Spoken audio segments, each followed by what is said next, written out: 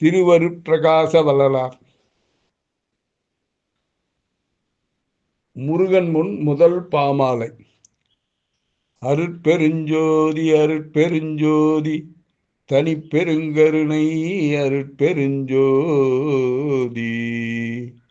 திருவருட்பிரகாச வள்ளலார் தொடரில் நேற்று நாம் 8வது பகுதியை பார்த்தோம். இன்று 9வது பகுதியை தொடர்ந்து பார்க்கலாமா?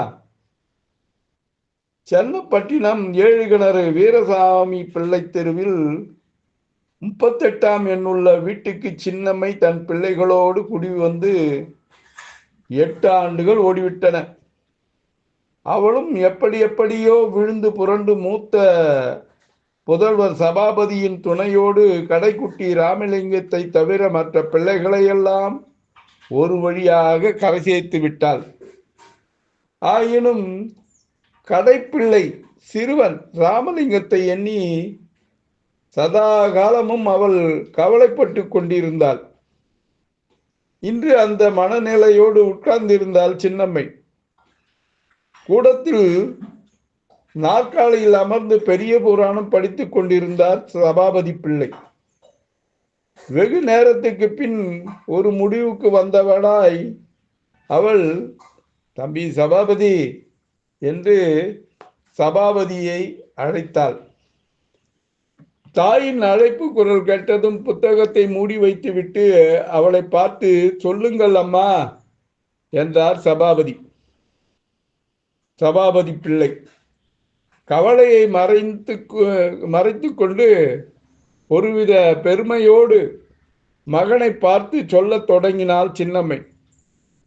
எப்படியோ அப்பா, நீ காஞ்சிபுரம் மகா வித்வான் சபாபதி முதலியாரிடம் கல்வி கற்று இன்றைக்கு ஒரு நல்ல புராண பிரசங்கியாகிவிட்டாய்.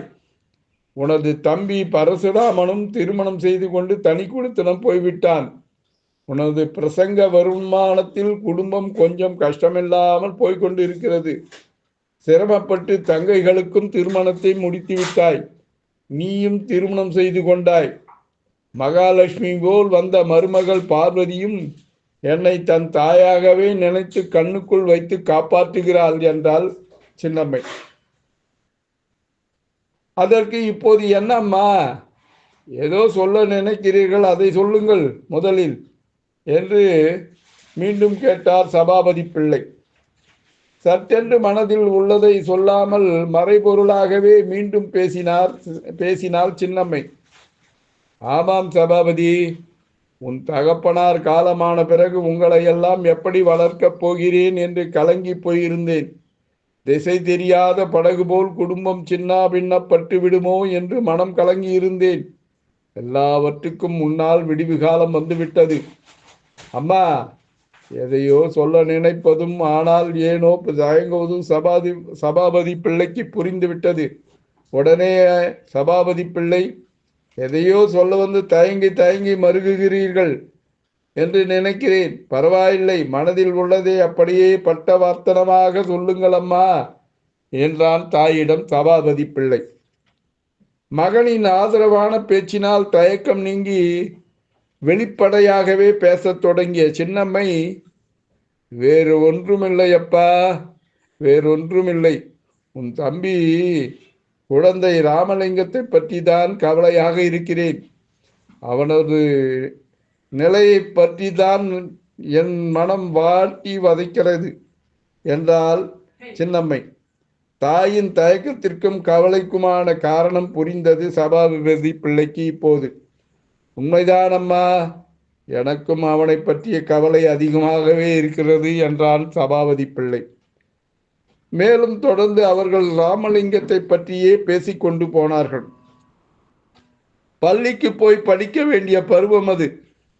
அவனை பள்ளியில் சேர்த்தால் குடும்ப செலவுக்கு கட்டுப்படியாகாது என்று நினைத்தாள். அதனால்தான் அம்மா, நானே அவனுக்கு திவாகரம், நன்னூல், நிகண்டு, சதகம், தூது, கலம்பகம், நாலடியார், குரல், அந்தாதி முதலிய பாடங்களை சொல்லிக் கொடுக்க ஆரம்பித்தேன் என்றார் சபாபதி பிள்ளை. என்ன பிரயோஜனம்? குழந்தை கல்வியில் கருத்தூன்ற மாட்டேன் என்கிறானே நீ அவனுக்கு பாடம் சொல்லத் தொடங்கிய வருஷங்களும் 4 முடிந்து விட்டன. அவனுக்கும் இப்போது வயது 9 ஆகிவிட்டது. என்ன சொல்வது? ஒன்றும் புரியவில்லை. தம்பி ராமலிங்கத்திற்கு நான் எவ்வளவு சொன்னாலும் அவன் புத்தியில் ஏறவில்லையே அம்மா. பாடங்களை ஊன்றி படிப்பது இல்லையே அம்மா. அவன் ஊர் சுற்றுவதிலும் கோயில் குளங்களில் திரிவதுமாக வீணே காலத்தை கழித்து கொண்டிருக்கிறான். சொல்லி வைத்த பாடத்தையும் ஒப்புவிக்க மாட்டேன் என்கிறான். எது கேட்டாலும் மௌனம் சாதிக்கிறானே அம்மா. மகன் இப்படி சொன்னதும் இது நல்லதில்லையே அப்பா என்று கவலைப்பட்டாள் சின்னம்மை. நான் வேறு என்னம்மா செய்ய முடியும் சொல்லுங்கள். போதாததற்கு என் மனைவி பார்வதியின் செல்லம் வேறு அவனை குட்டிச்சுவராக்கி கொண்டிருக்கிறது என்ற சபாபதி பிள்ளை சற்று கோபத்துடன் அவளையும் கொஞ்சம் கண்டித்து வைக்க வேண்டும் என்றார். அது கேட்டு சின்னம்மை பதறிப்போனாள். உடனே கொஞ்சம் குரலில், வேண்டாமப்பா வேண்டாம், அவள் நல்ல மனதை நோகடித்து விடாதே என்றாள் சின்னம்மை. பின்ன ராமலிங்கம் உருப்பிட வேறு வழி என்னதாமா இருக்கிறது என்று கேட்டார் சபாபதி பிள்ளை. அதுக்கு தானப்பா உன்னை கூப்பிட்டேன். நம் பிள்ளை நம்மிடம் படிக்காது. ஆதலால் ராமலிங்கத்தை உனது ஆசிரியர் மகா வித்வான் காஞ்சிபுரம் சபாபதி முதலியாரிடம் படிக்க விட்டு பார்ப்போம் அப்படின்னார். நம்ம என்னதான் சொல்லி கொடுத்தாலும் சரி, பசங்க இப்போ இந்த காலத்தில் கூட அம்மா டீச்சராக இருப்பாங்க. பசங்களுக்கு சொல்லி கொடுக்கலான்னு சொல்லி கொடுத்தா அம்மா தானேன்னு சொல்லிட்டு பசங்க படிக்காது. ஆனால் பசங்களை டியூஷனுக்கு அனுப்பிச்சா அங்கே ஒழுங்காக படிப்பாங்க. அம்மான்ற செல்லத்தில் அம்மா எது சொன்னாலும் கேட்க மாட்டாங்க. தட்டி கேட்டால் கூட அப்புறம் சமாதானம் ஆகிடுவாங்கன்ட்டு படிக்க மாட்டாங்க. அந்த மாதிரி இருக்காங்க பிள்ளைகள். அது அந்த காலத்திலும் சரி இந்த காலத்திலும் சரி. சபாபதி பிள்ளை சொல்லி கொடுத்தா அவன் தம்பி அவன் ராமலிங்கம் கேட்க மாட்டான். அதனால் அவங்க அம்மா அந்த மாதிரி சொல்கிறவள. தாயினோட யோசனையை கேட்டான். என்னம்மா சொல்கிறீங்க அப்படின்னு கேட்டாப்ல. நம் பிள்ளை நம்மிடம் படிக்காது. அதனால் ராமலிங்கத்தை உனது ஆசிரியர் மகா வித்வான் காஞ்சிபுரம் சபாபதி முதலியாரிடமே படிக்க விட்டு பார்ப்போம் அப்படின்னு சின்னம்மை சொன்னாப்ல. தாயின் யோசனைக்கு அவருக்கு சரி என்று பட்டது. இதுவும் நல்ல யோசனை தான் அம்மா, அப்படியே செய்து பார்ப்போம். நாளையே ராமலிங்கத்தை எனது ஆசிரியரிடம் அழைத்து செல்கிறேன். சரிதானே அம்மா என்று ஆதரவாக சொன்னார் சபாபதி பிள்ளை. சற்று கவலை நீங்கியவளாக சின்னம்மை, மனபாரத்தை உன்னிடம் இறக்கி வைத்து விட்டேன். இனி எல்லாம் உன் பொறுப்பு சபாபதி என்றாள் சின்னம்மை. சரி அம்மா, இனியாகிலும் தாங்கள் நிம்மதி கொள்ளுங்கள். நான் சென்று தம்பி ராமலிங்கத்தை தேடி அழைத்து வருகிறேன். அவனை கோபிக்காமல் அழைத்து வாப்பா. சாப்பாட்டுக்கே வரவில்லை, பசியோடு இருப்பான், எங்கிருக்கிறாளே தெரியவில்லை என்றாள் சின்னம்மை. கடைக்குட்டி அல்லவா ராமலிங்கம், அதனால் தாய்க்கு அவன் மீது பாசம்.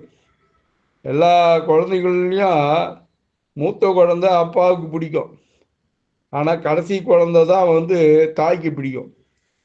அந்த இப்போன்னு இல்லை, அந்த காலத்திலிருந்தே எந்த தாய்க்குமே கடைக்குட்டினா தான் ரொம்ப செல்லமாக இருப்பாங்க. முதல்ல பிறந்தது நம்மளை தாயாக்கலானே அப்படின்னு சொல்லிட்டு அவன் மீது பாசம் இருந்தாலும் பாசமும் பரிவும் அன்பும் சேர்ந்து கடைக்குட்டிக்கு தான் இருக்கும். கடைக்குட்டியாக பிறந்தவன் அல்லவா ராமலிங்கம். அதனால் தாய்க்கு அவன் மீது பாசம் அதிகம் என்பதும் அவருக்கு நன்றாகவே தெரிந்தது. யாருக்கு? சபாபதி பிள்ளைக்கு புரிந்தது. ஆகவே அவர் வேறேதும் சொல்லாமல், தங்கள் மனம் போல செய்கிறேன் அம்மா, தங்கள் மனம் போல செய்கிறேன் அம்மா என்று சொல்லிவிட்டு கையில் இருந்த பெரிய புராணத்தை மேஜை மேல் வைத்துவிட்டு சபாபதி எழுந்தார். உடனே தம்பி ராமலிங்கத்தை அழைத்து வர வெளியே புறப்பட்டார். திருவருட் பிரகாச வள்ளலார் தொடரில் நாளை 10வது பகுதியில் சந்திப்போமா? வள்ளலார் திருவடிகளே சரணம். அன்புடன் எம் தணிகானந்தம். சேந்தமங்கலம். வணக்கம்.